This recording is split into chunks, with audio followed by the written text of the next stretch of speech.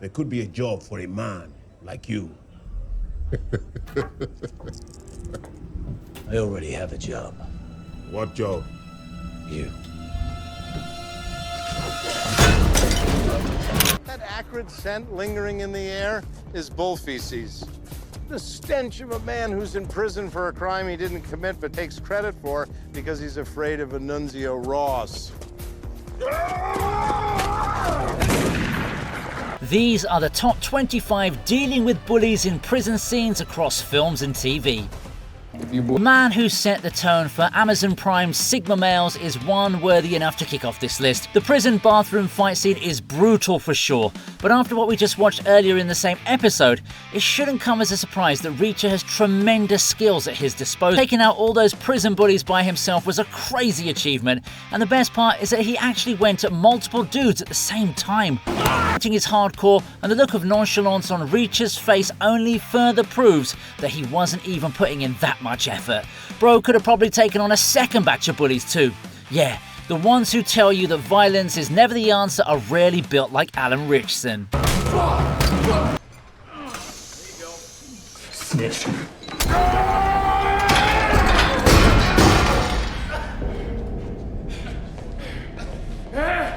You know what I like about Wilson Fisk? The fact that he can just walk into the weight room and start his workout by casually benching well over 300 pounds without even bothering to warm up. So yeah, whoever thought it would be a good idea to attack this man was definitely high on some spiked stuff. Kingpin makes light work of his bully even after getting stabbed, and he actually shows mercy to him, otherwise we would have gotten a horrendous display of gore. I also like how he calmly sits right after the attack, waiting for the guards to come in and see what just happened. Yeah, if you ever had any doubt about who owns this prison, I'm sure this sequence cleared it.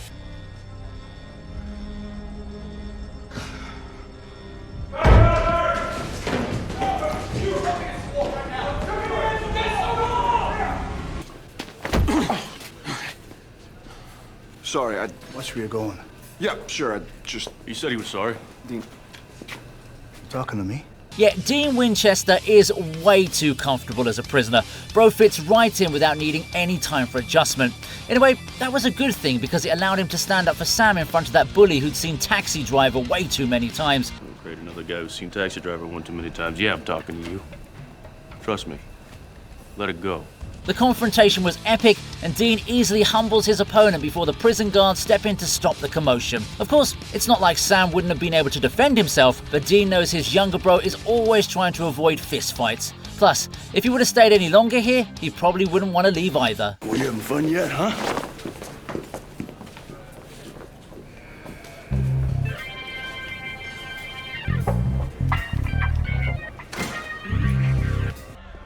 Check out the new meat. I'm gonna slather you up in Navi and jelly. Go to town. Well, it's no surprise to see prison bullies who want to take advantage of, fresh meat. Ooh, fresh meat for the grinder. So it makes sense that Star-Lord would be an easy target here. Luckily, he had his buddies Rocket Raccoon and Groot to help him out, which was why that giant blue bully got an immediate punishment for trying to harass him. Man, the way Groot went into his nose kind of reminded me of all the COVID tests I had to take back in the lockdown era. Anyway, the hilarious part comes right after when Rocket tells everyone that Star-Lord is their booty, so they better lay their hands off him. This one here's our booty. Not too sure if you want to be known as the boy toy of your protectors, but it sure beats whatever the heck that blue guy wanted to do with him. You want to get to him, you go through us. Or, more accurately, we go through you. Some smart writing here too, especially how Adrian calls the neo-Nazis toads, which is something they use to insult black people in prison. Doesn't feel so good to get a taste of your own medicine now, does it?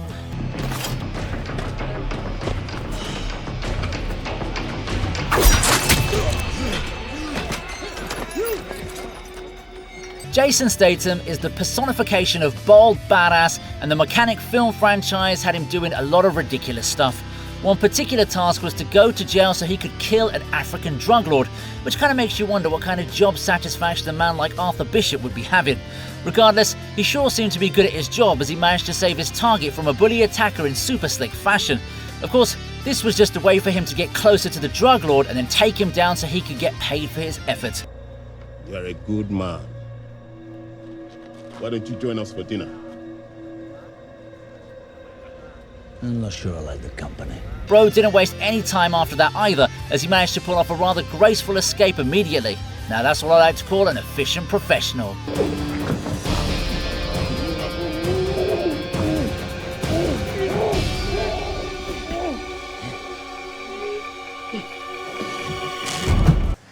Come prepared. Oh, yeah, I like to be responsible. Good for you, Juicy. Yeah.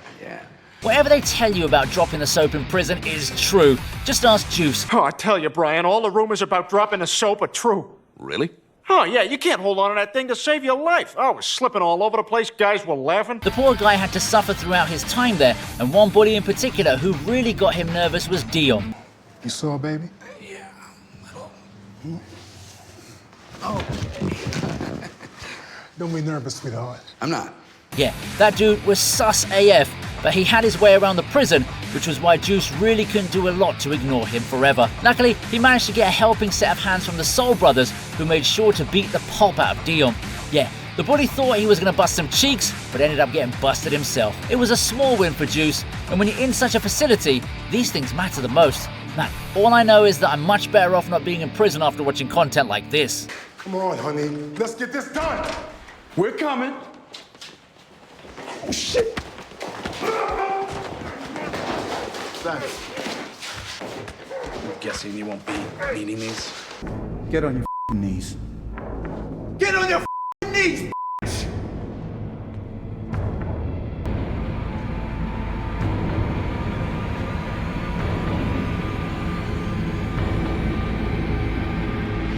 I just can't look at Anthony Starr and not be reminded of Homelander, but if he keeps playing characters that channel the same energy, there's not much else I can do, is there? His role as Sheriff Hood from Banshee was essentially him preparing for Homelander before he was offered the part. That attitude and persona is definitely what you'd expect from an evil soup, although here he's using his gigachad energy to chop off an albino bully's delicate parts. Yeah, if that happens to you, there's no way you're winning a fight.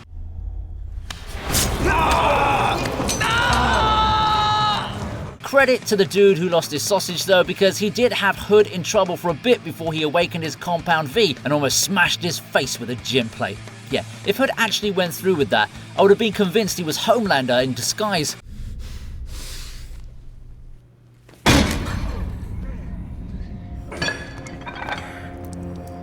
That wasn't even the most Sigma thing he did either. It's how he calmly looks up and asks, "We good?" right after claiming victory.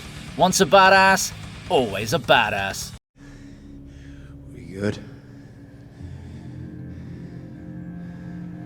Yeah, we're good. Annunzio has a long memory and a passion for vengeance, which is presumably why you're not trying particularly hard to get out of here. Am I wrong?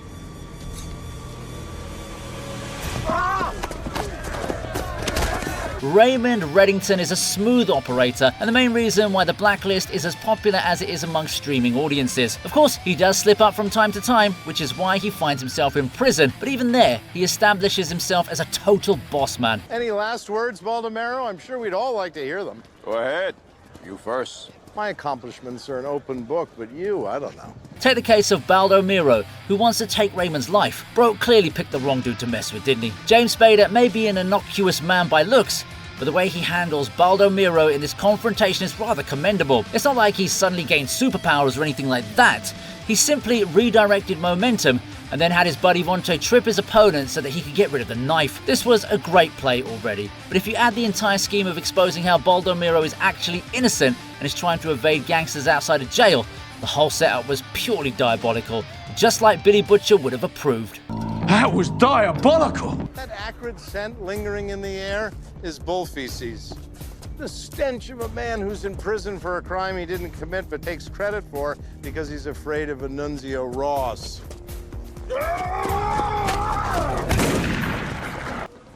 My name is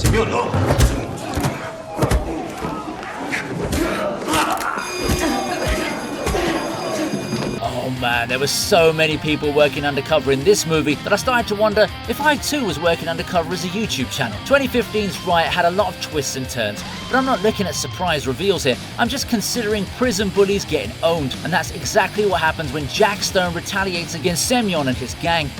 My friend, if anybody needs protection in this place, it's definitely you.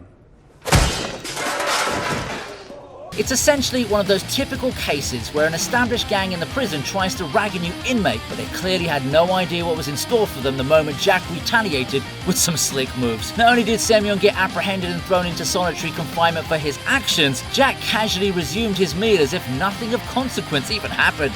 Yeah, that's baller level vibes right there. Oh yeah, and if you need more motivation to watch this film, then you should know that Dolph Lundgren is in it too. Come on, get up. Come on, get up. Come on. Come on. Get through. Come on. You don't know me very well.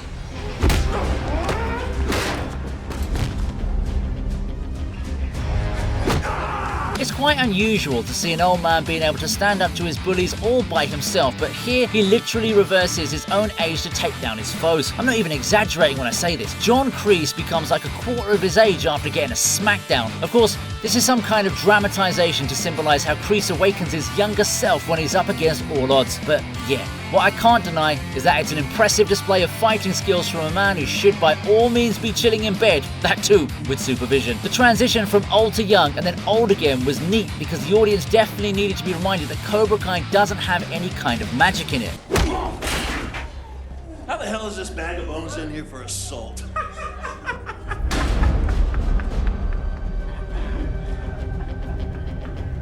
Remember though, that Kreese isn't exactly an angel or anything. This show really does a good job balancing the love and hate the fans would have for this character. And as far as this scene goes, I'm sure as heck rooting for him.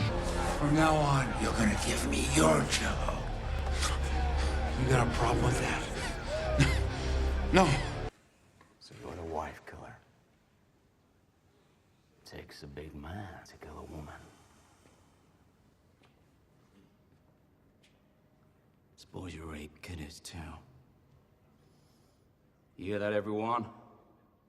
For some reason, whenever Jason Statham finds himself in a dining place, something always happens to go down, leaving his meals unfinished. There's 2013's Hummingbird for starters, but since we're looking at prison bullies, here's a nice humbling of those douchebags in 2008's Death Race. Poor Jensen just wanted to sit there and eat his oatmeal. But then that doofus just had to show up and spit in his food to make a statement. I would have probably lost it at that point itself, but Jensen still maintained his calm after that, which is commendable, I suppose. Of course, he lost it when the prisoners gathered around him and taunted him for crimes he actually didn't commit. That's when Jason Statham decides to give these inmates a taste of the plate as well, and it's satisfying AF. I would have actually loved it if the fight went on for a bit longer, because that cowardly final smack from that one dude was definitely a cheap shot as the authorities came in to stop the commotion. That's actually one of the reasons why I haven't placed it higher than number 14.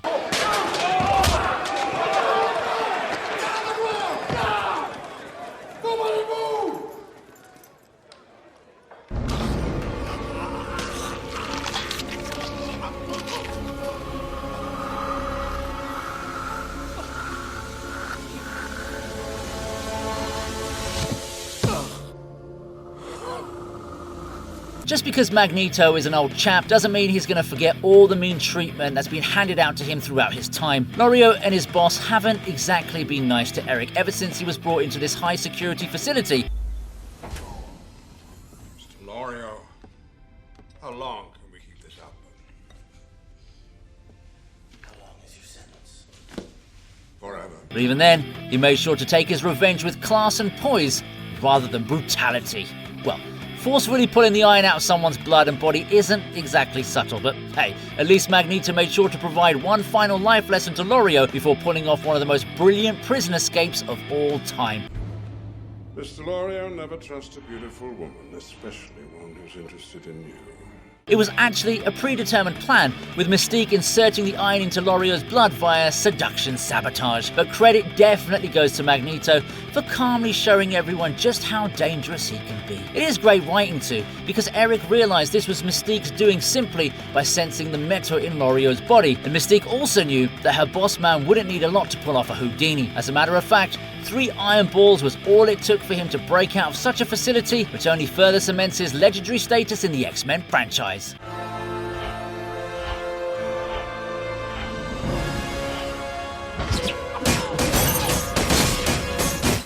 If you don't move, your head is going up his ass.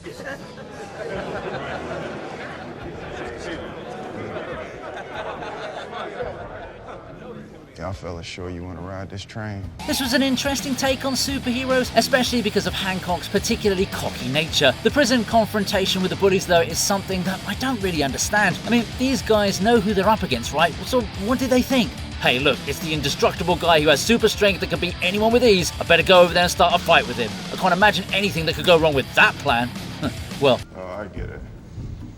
I put some, most of you in here.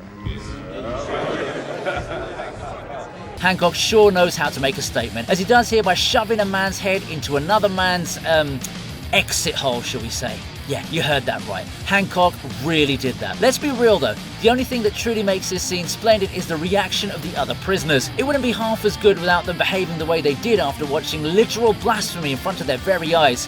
Yeah, I think it's safe to say that all those inmates did their time, got out of prison, got clean, got decent jobs, and became respectable members of society after witnessing Hancock's shenanigans. To be fair, bro did give those guys a fair warning, just like Captain America did in the elevator scene. Before we get started, does anyone want to get out?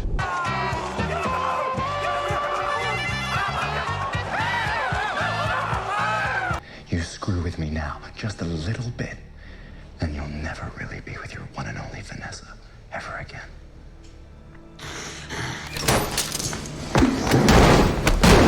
Speak her name again! Go ahead! It's not often that you're told that a blind man is being a bully to a musclehead mafia boss 5 times his size. But yeah, that's exactly what Matt Murdock is in this intense exchange between him and Wilson Fisk. It starts off as a threat to stop Kingpin from doing Kingpin things, but then Daredevil tries to live up to his name and threatens to prevent Vanessa from even entering America.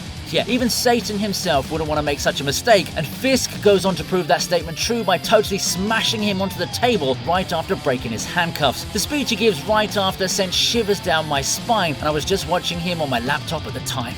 When I finally get out of this cage, I will dismantle the lives of the 2 amateurs that put me in here! This was another example of the excellent character development that goes into these characters, which is quite surprising for a Netflix production. And yeah, since we just covered him in the previous entry, how can I not crack a Will Kingpin Smith joke when we're witnessing a man practically telling another man to keep his wife's name out of his freaking mouth? Keep my wife's name out your f***ing mouth! More importantly, I'm desperately hoping and praying to God that the MCU doesn't mess up their version of Daredevil with the new Disney Plus show. Is the thought that I will look down upon this city, the city that birthed me, with the woman that I love. Say, excuse me, cunt. Excuse me, cunt.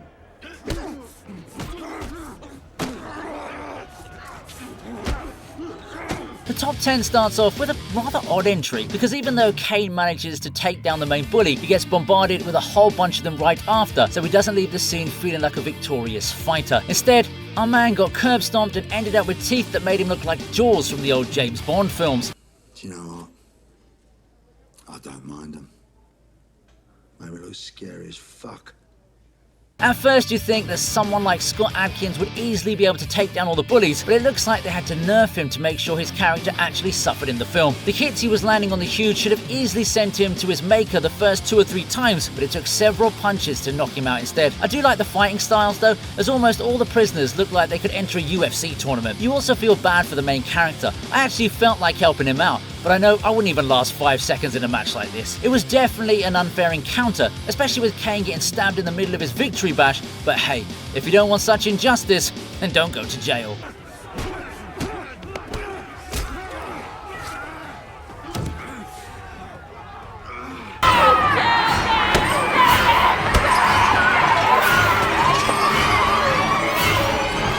I'm going to be honest with you. When I first saw Sophia Falcone, I really thought she was messed up in the head. After watching this episode, It turns out I was right, but not for the same reasons. This harrowing dive into the world of Arkham Asylum was a brilliant way to show us why it's gained such notoriety in the first place.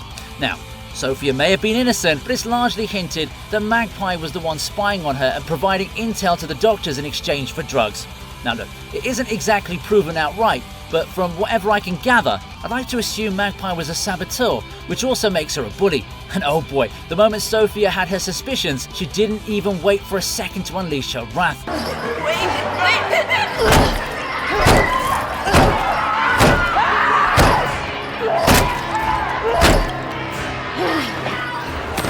The savagery on display perfectly encapsulates how, even if you're mentally sane when you enter Arkham Asylum, you sure as hell won't leave the same way. That is, of course, if you ever happen to leave at all. After seeing this, it kind of makes sense now as to why the Joker from this particular universe is so messed up in the head, which is a lot considering it's the freaking Joker we're talking about. I told you I'm innocent!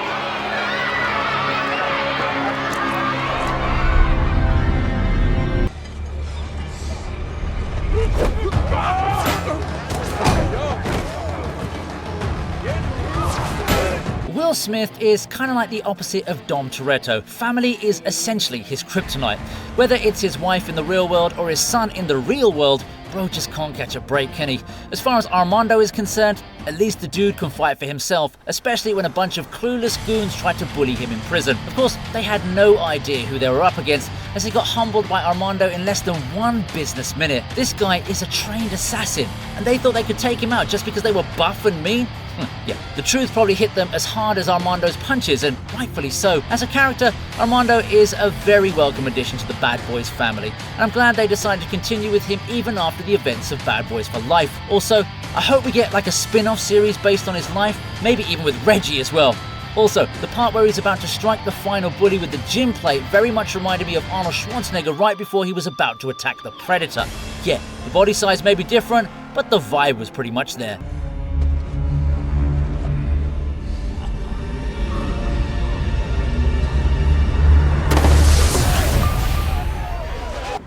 Dessert at the next chow. You bring it to me. You got it? No. Wrong guy. Hey! Break it up, Tommy! We're good, boss. We're good. Ah yes, Prison Break. It's one of the most acclaimed shows of the 21st century, one of my favourites too, although I'm surprised that I haven't really shown it much love on the TV region. Well, all of that will change today with Bellic's sweet revenge on Banks for bullying him out of his dessert. First of all, I'm shocked that there are prisons which actually give you dessert. Not that I'm speaking from personal experience or anything like that, it's just that I had a completely different perception of life behind bars before I started watching this show. Anyway, after Banks pushes Bellic past his tolerance limit with his requests, Bro decided violence was the only way for him to resolve his predicament. Like, come on dude, it's bad enough for him to have been slapped in front of inmates he used to bully before, but then you force him to sacrifice 1 chocolate brownie, now you're asking him for 4 more? Come on, that ain't fair at all. You said the deal was I was supposed to bring you 1 dessert. Yeah, well, I'm fickle. Now it's 5 desserts. Every meal.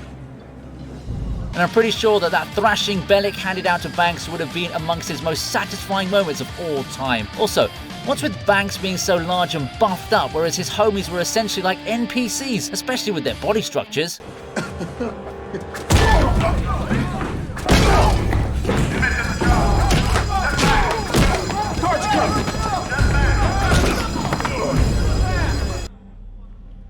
Just signed your own death certificate, player.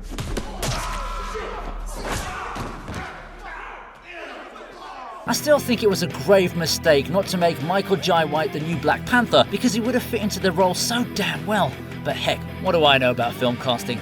Anyway, the opening prison fight scene from Blood and Bone definitely shows Isaiah Bone as one of the deadliest Sigma males to have ever graced a cell with his presence. Kimbo and his men must have thought that they'd get to make light work of a single man, but they didn't realize that he's very careful about his hygiene. Dudes like those turn diabolical when you try to mess with them, and this was probably a minor inconvenience for Bone, so he decided to let his attackers off with a warning. Yeah, maybe the prisoners were being a bit too polite by waiting for Bone to beat them up one after the other rather than all at once, but that doesn't mean he wouldn't have won even if he was up against smart fighters. My favourite part was when he just started whipping those losers with his shirt. He was literally mocking them while beating the living daylights out of them too. Kimbo getting violated in such an embarrassing manner was probably the highlight of all. The most important flex though was that Bo made sure not to dirty his hands too much in the middle of all of this chaos. I want you to tell every mother behind these walls that if they get the notion of me, don't. Lo siento, pero tenemos órdenes de no dejarlo pasar. Tenemos que ponerlo nuevamente bajo custodia.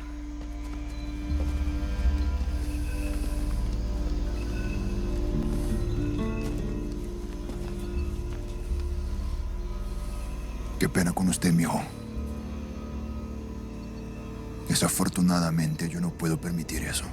Pablo Escobar could walk up to you wearing a Hello Kitty sweater and still make you piss your pants without doing anything violent. Yes, that's the kind of aura this man had, and we see a glimpse of it when he's about to escape in Narcos Season 2. These soldiers tried their best to reason with him, but all it took was a polite refusal from Pablo to make them surrender without a second thought. It literally went like, "Sir, you're under arrest." No. Understandable. Have a good day. Remember that these soldiers have all the weapons in the world, which means they can take down Pablo without any hesitation. However, they still chose to stand down, which perfectly encapsulates what real power looks like. It's with this exact same attitude that he was able to establish such an organized crime syndicate, and it explains why Bro doesn't even flinch when he calmly tells the soldiers that he can't allow them to apprehend him. Even gigachads would dream of aura like this, and at one point, you really get confused as to who the bully is. Those soldiers weren't even being too demanding, but at the same time, Pablo looked like he's just a chill guy. Con su permiso.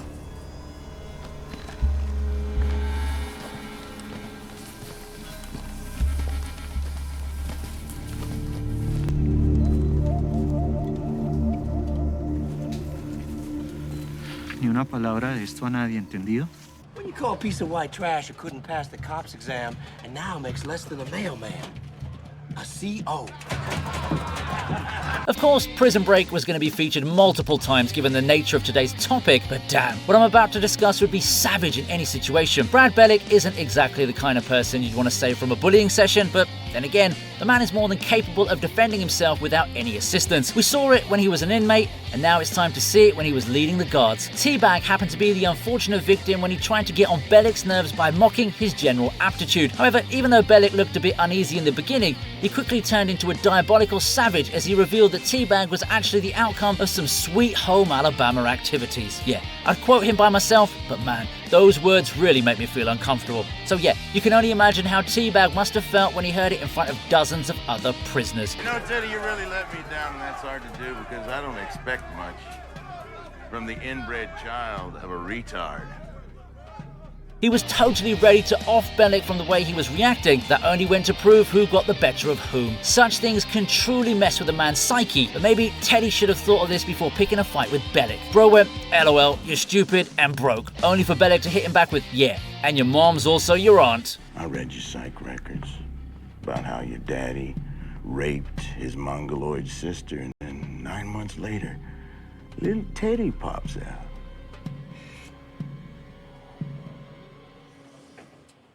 I'm gonna kill you! Good chance, Rorschach! We got a prison full of killers out here. What do you got? Your hands. My pleasure.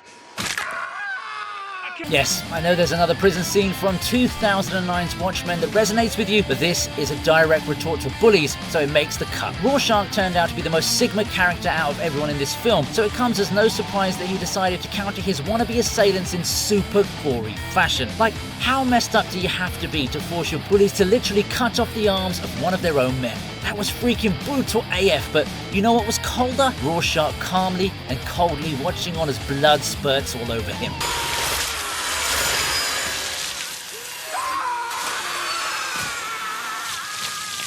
What the heck is Bro even on? That's not even the main strike, as he solos the other giant dude with just one strike, leaving him to die via electric shock. The dwarf bully sure ran faster than a rabbit after seeing what his target was capable of, and let this be a lesson to all future inmates about messing with a man who looks like Bruce Wayne on edge. Also, Rorschach lands some cool lines here, such as looking at the dwarf and saying tall order, or talking about disposing of sewage with a toilet. It shows the man has a knack for funny talk, even though he looks like he's gonna rip your soul right out from your eyes.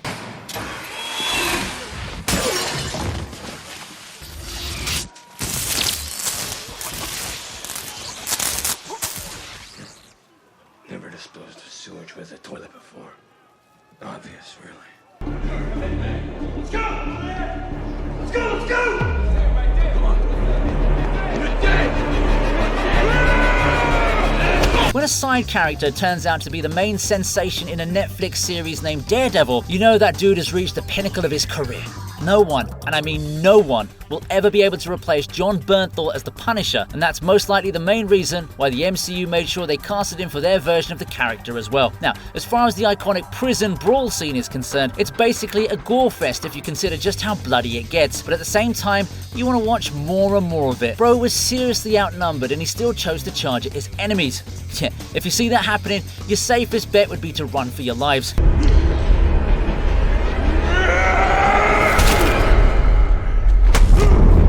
Characters like Frank Castle, who showcase raw masculinity, really need to start dominating the theatres and streaming screens again, because the audience has been deprived of them for way too long. And yeah, how can I forget the crafty way in which they make the blood on his chest somewhat similar to the skull logo on his costume? Can you believe this is the same dude who made us hate him with a living passion in The Walking Dead?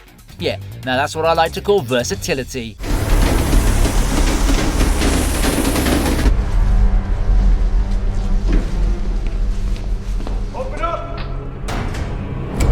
This man started off the video, and fittingly so, he ends it too. Jack Reacher is a phenomenon who's taken over Amazon Prime's ratings with exceptional flair, so it's no surprise that he makes it to #1 on the list. Alan Ritchson totally feels like he owns this role right from the very first episode, and he shows it too in this prison scene. The way he takes out that prison bully is brutal, violent, and outright scary. Reacher doesn't care about finesse, as there's no change of hands or flashy choreography either. It's just pure brute force ending the fight, if you really want to even call it that, in 3 seconds flat. And that sends a clear message to anyone in there. There was no hesitation at all, especially with those elbow strikes. That's when you know you're dealing with an S-rank gigachad. Plus, he was totally biased with the name calling and didn't care about getting cancelled either. Instead, they actually got his show multiple renewals. What I really love about this Reacher is that while he does have hand-to-hand ex-combat specialist skills, he's mainly a big guy who combines his military experience with his natural strength to win fights, which even sometimes includes using nut shots or eye gouges, because that's how you would actually fight in real life, isn't it? Bro's a textbook example of, I'm not locked in here with you,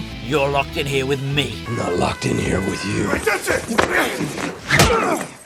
You're locked in here with me! See, Rorschach's iconic line somehow makes it in one way or another. Anyway, I'm definitely hyped for Season 3, because I'm sure we're going to get some gems worth remembering from there as well. You owe. Now get out of my cell. Hope you liked the video, so please subscribe to the TV Regent, and here's another video that I know you're going to enjoy.